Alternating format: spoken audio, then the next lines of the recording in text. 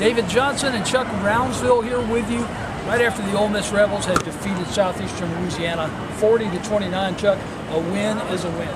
Yeah, but as the coaches said after the game, a little disappointing with the inconsistency on both sides of the ball. Not exactly an improvement game. We were kind of hoping to see a lot of young players, a lot of players we hadn't seen yet. Didn't get to do that. Southeastern Louisiana played Ole Miss a lot harder than most people thought, and that's what you get when you're inconsistent. One young player you did get to see today that shined out there, perhaps was the difference in this ball game, Jerrion Ealy, the true freshman running back with a 94-yard kick return, rushed for 103 yards. Kind of was the difference in this game. No question. I think he was absolutely the difference in this game. And we saw his explosiveness. We saw what that kid's made of. I think he's going to be dynamic in the future. And we needed him today. We needed him to come up big, and he did. Chuck, it seemed like the Ole Miss defense took a step backwards today from their first two performances. I mean, they played well against Memphis. They played well against Arkansas last week. Today, not so much. Some issues in that secondary. Definitely. Now, I thought they played the run very well. 70 yards or something like that they gave up to Sela is just not that many yards, but over 300 in the air.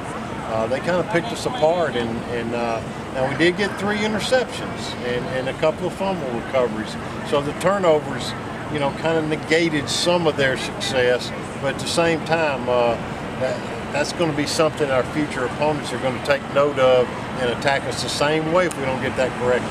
We just finished talking to Matt Luke, both coordinators, Matt Corral, Jerrion Ealy, a couple of guys on the defense in there. Chuck, nobody seemed very satisfied with it. No, nobody was satisfied, and in fact, Rich Rodriguez, offensive coordinator, was, I wouldn't say disgusted, but he really was not happy with the line play, the quarterback play, the run game, and he said inconsistency was the number one word. At times we look brilliant, at times we look lousy, and they got to change that when these opponents get better and better.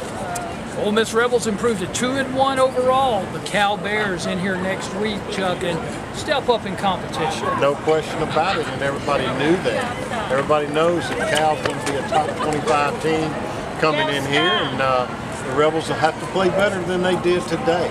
There's no question about that. The final score from Vaught Hemingway Stadium, Ole Miss 40, Southeastern Louisiana 29. For Chuck Brownsville, I'm David Johnson. Hotty toddy.